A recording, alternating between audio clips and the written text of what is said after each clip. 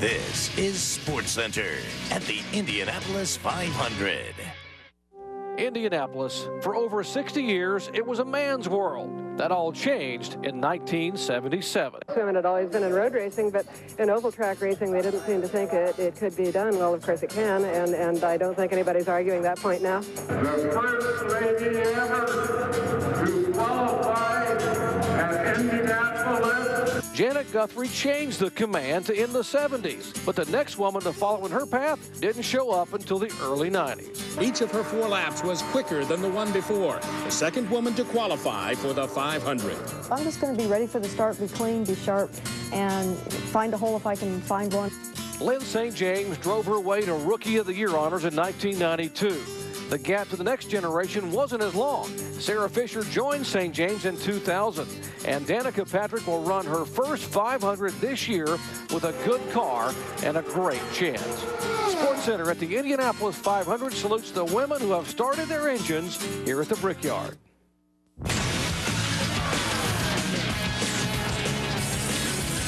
We welcome you to SportsCenter here at the Indianapolis 500 along with Scott Goodyear. I'm Jerry Punch, and today we honor a very special class of drivers, the women of Indy. It is indeed our pleasure to welcome rookie sensation Danica Patrick, who will start 4th in this year's Indy 500. And by the way, she's already made history because she becomes the highest qualifying woman in the 89-year history of this event. And Danica, glad to have you with us. Slow month for you so far? Absolutely. I haven't done much. I'm glad you guys asked me up here. Clock is ticking now. The green flag is just 4 days away. How big are the butterflies? When I think about it, they're pretty big, but I have to say I've been very busy. I've been very busy trying to promote the race, promote myself, the series. So I'm distracted a fair amount of the time, but I'm very nervous when I think about it. What has been more stressful this month of May, your time on the track or off? I'd have to say off has been the most demanding so far. I had to take a break last night and this morning. It's my first break in a while. We did a lot of interviews when we went to New York, and I think it's all good though. It's all for the series. It's all for the sponsors, for myself. So you know, I have to keep that in mind all the time. Now we're watching Letterman on the screen right now. Was that something that you really enjoyed, or was that tense, even though he's one of your team owners? No, I was really excited when I walked out. He just kind of gave me a wave and said, "Hey, it's good to see you," before in the commercial break. But when I walked out on stage, I just kind of got a little giddy, and I was excited to see him, and I was excited to be on a show. It's a huge show, no doubt. Now, if your boss David Letterman would ask you to think of the top 10 reasons why Danica Patrick could win the Indianapolis 500, what would you say is number 1? Top 10 reasons? Why you can win the race? Because I'm determined. Because I have a great car. That's 2, I'm sorry. That's okay. But they both are very important. You only got 8 left. That's right. You know, you've turned a lot of heads this season, especially at Motegi. Then you come here, and I've spoken to you a few times. You really seem focused on what your goal is, and obviously being the fastest person here this month at almost 230 miles an hour, but you seem to take it in stride. I mean, is this all coming very easy for you? Well, I have to give so much credit, and I'm going to give so much credit to the team. The team, Ray Hall Letterman, won everything last year. They won the pole, won the pit stop competition, won the race. There wasn't anything they didn't do. So for me to come into this month and have anything but the highest expectations and aspirations for myself is kind of cheating the program. So if I hope to go out there and qualify in the top 10 or the top 20 or just for the race, well, then I sure would have been pretty content with, you know, maybe backing off or being more safe in the last 3 laps that I did, instead of doing, until Kenny went out there, the highest one lap speed. So I'm just determined, and I just have a great team, and what else can I say? We talk about, Danica, the women at Indy here, and I'm wondering what role in your mind did a Lyn St. James or a Janet Guthrie play in helping pave the way now for you to come in, and what had been a male-dominated sport to come in now and be accepted so quickly here at Indy? Well, I will say that the biggest difference, and this must have been hard for especially Janet, is that I heard that the fans weren't quite as supportive. And you guys have been around this month, and they have been extremely supportive. And that makes a difference, I think. That makes a big difference. And I just have to say that it gives me confidence. I know you're having an effect on all the little girls in the world, because my daughter now is going, yeah, maybe Aww. There's a girl that's going to get out there and win this race. But, you know, what do you think it's going to take for you to be known as Danica Patrick, the race car driver, instead of Danica Patrick, the female race car driver? Well, I believe that I'm going to have to do a lot of things for the first time. I'm going to have to be the first woman to win a race. I'm going to have to be the first woman to win an Indy 500, first woman to win a pole, the first woman to win the championship. And then the story will probably go away or fade out. But it is very apparent, and I understand it. I am a girl, so if they say I'm a girl, I don't have a problem with it. But to be known as Danica Patrick, the driver, when I wave my hand and say goodbye to everybody, whenever that may be, I think that I'm just going to, I'm going to have to do a lot of things for the first time. What's interesting, it's a dichotomy of sorts, because the league has made a sincere effort to market your sexuality, yet almost on a daily basis you make an effort yourself to take gender out of the equation as a race car driver. How do you accomplish both? Well, I mean, I see myself as a very diverse person. I'm very girly off the track. I like to wear skirts and high heels and go buy myself a pair of $500 shoes, which is ridiculous, and which I did for David Letterman's show. And then on the track, I'm much different. I have a sort of evil face on. I'm like squinting my eyes, and I'm just closed more, and I'm much more focused, and I know what needs to be done. And you have to be tough. You have to be so tough, because everybody else is out here. And I just have this interesting balance. So I don't deny the fact that I'm a girl, and I like to do girly things, which is my off-the-track thing. And my on-the-track is go out and kick some butt and, see what happens. So that's kind of me. Got to ask you, if Danica Patrick wins the Indianapolis 500, what impact will that have on the Indy 500 and the IRL in years to come? Well, I think that I'd like to flip this at the end and ask you guys, because I've been asked this, and I'm not sure. I'm really not sure. I think that we have so many great stories out here, no matter what, or regardless of me. But I think that if it does anything, it's going to elevate the series a little bit. It's going to bring some attention to the series, and then for time to come, there are going to be so many more people that will believe that there are girls out there that can do it, as opposed to, well, go prove yourself here and here and here and do it 5 times. And I think that's kind of what I've faced a little bit, is just having to prove myself time and time again. So what do you guys think? Well, I'm very curious. From my point of view, I know what will happen. You'll be able to write your own endorsement ticket. So that'll be the one key thing from being involved in the Indy 500. I think you've already elevated this race and the series a lot, and we appreciate all the efforts you put in both on and off the racetrack the month of May. You got to be tired. Get some rest here before race day. I know you certainly deserve it. Thank you. Still ahead, she opened the door for Danica Patrick and others to follow in her footsteps. She is the First Lady of Indy. Janet Guthrie joins us when we come back.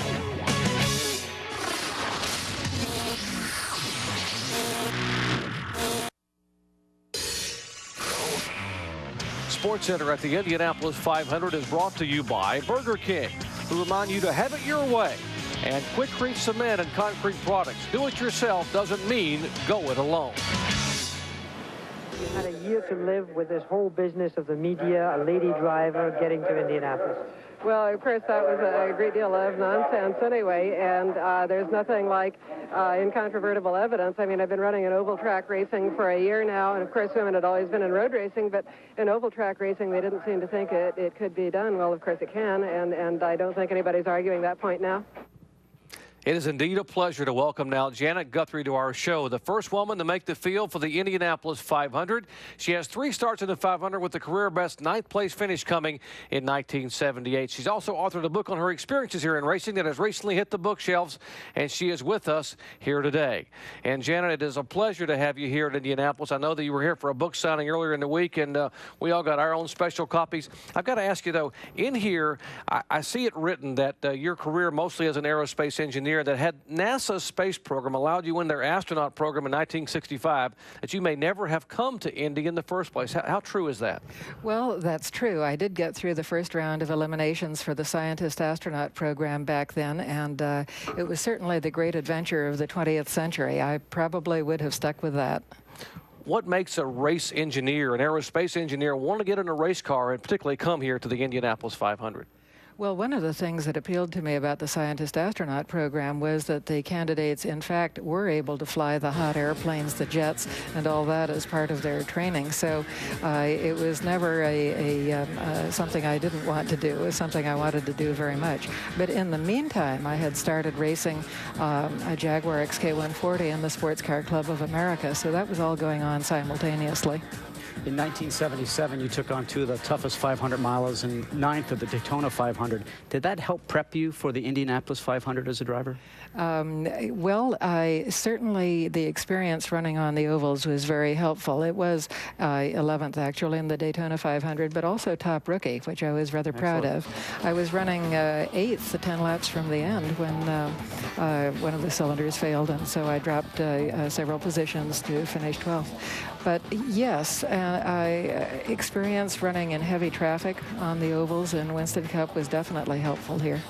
You certainly had some great finishes. 12th in the Daytona 500, 6th on the high banks at Bristol. Wow, that's pretty impressive. Now, I got to ask you, in the book here, you chronicled the fact that how difficult it was to qualify for the first time here in 1977. And when you did qualify, you later found out that the late, great Mark Donahue had predicted that you would not only qualify, but be the first woman to be a factor in the Indy 500. How did that make you feel?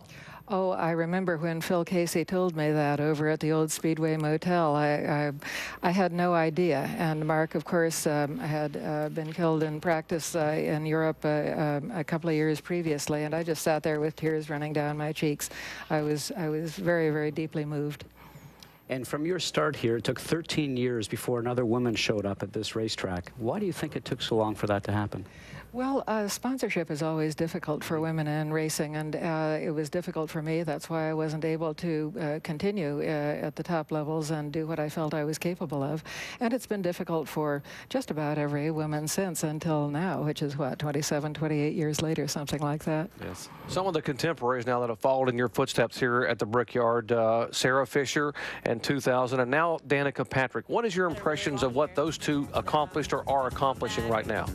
Well, Sarah certainly did some significant things in IndyCar racing, although she didn't have a wonderful luck here at the Speedway. But she qualified on the pole at Kentucky. She finished second in an IndyCar race. And I remember particularly seeing her pass Helio Castroneves, Indy 500 champion, in the late stages of an IndyCar race at the front of the field, both of them going full tilt. I was really cheering her on. I got to ask you, you haven't been overly thrilled with initially with how Danica was being marketed, the sexuality part of it, because I think you, and even she's commented, she wants gender not to be an issue, but unfortunately, for whatever reason, the Indy Racing League has been able to have these kind of ads out there, which is drawing some attention to open wheel racing. Is that good, or is that going overboard? Well, it's, I guess it's a new generation, and as long as she's comfortable with it, well, what really counts, of course, is what she does on the racetrack, and so far she's doing very well. Well, she certainly is doing an awfully good job, you know. And Danica Patrick came here, and everyone says, and even she would say, if it weren't for Janet Guthrie coming here, I wouldn't have the opportunity I have. And I know that Janet Guthrie has picked Danica Patrick to win the Indianapolis 500, because if it weren't for Janet here, Danica might not have the opportunity she has today. Well, first it was Janet Guthrie, then 15 years later, a lady by the name of Lyn St. James made her mark here at the Speedway. We'll talk to the 1992 Indy 500 Rookie of the Year when we return.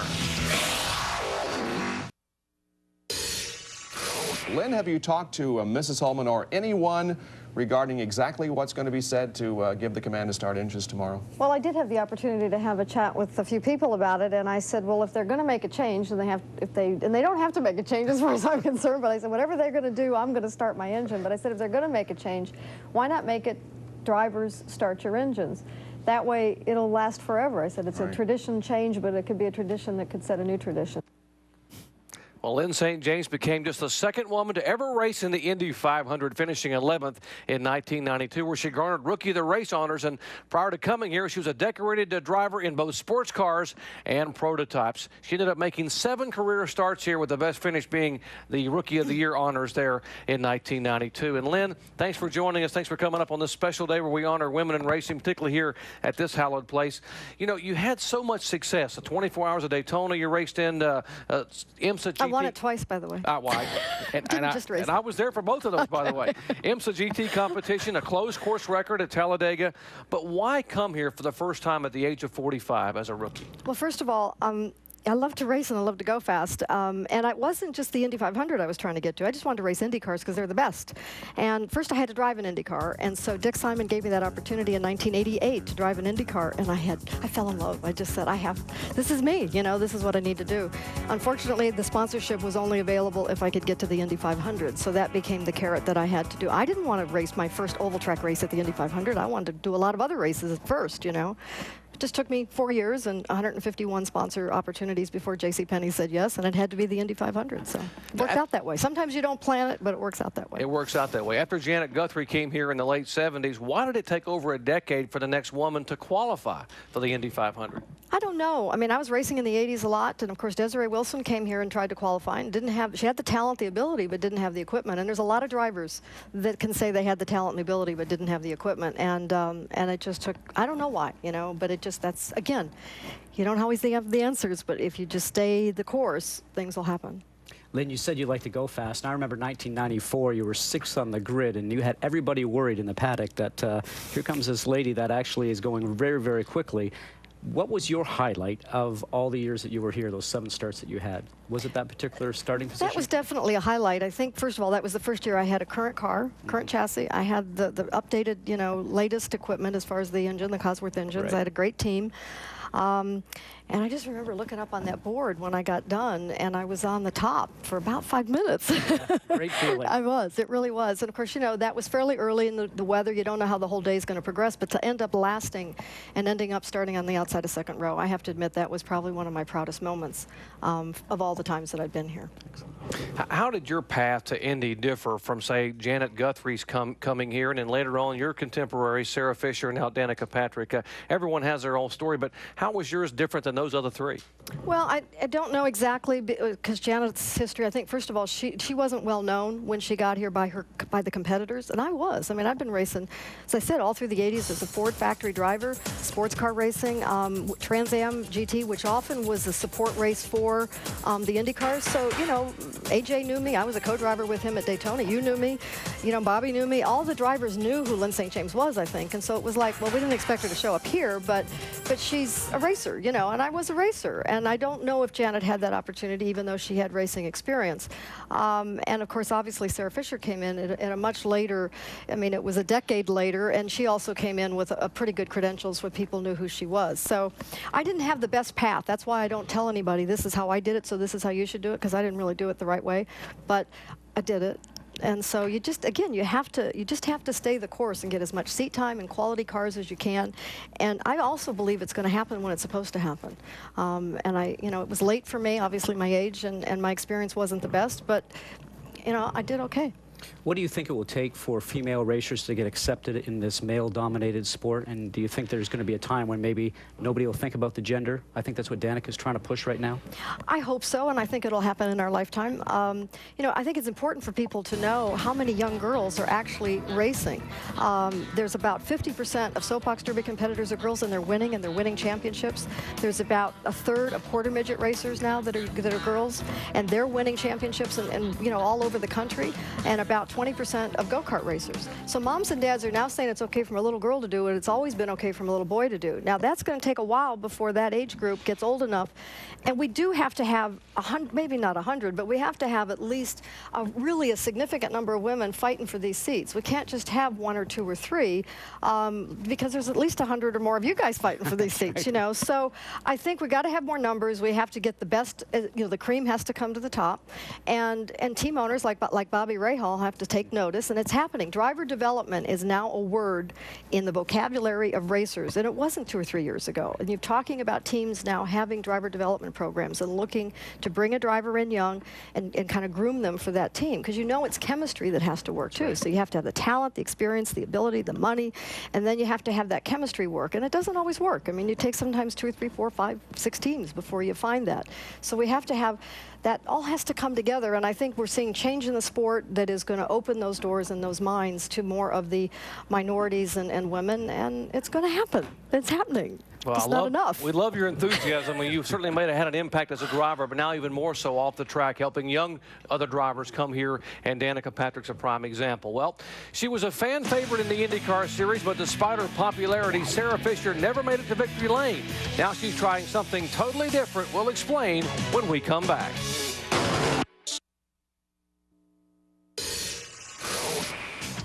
SportsCenter at the Indianapolis 500 is brought to you by Scion. Brand new cars for you to personalize. Scion, what moves you?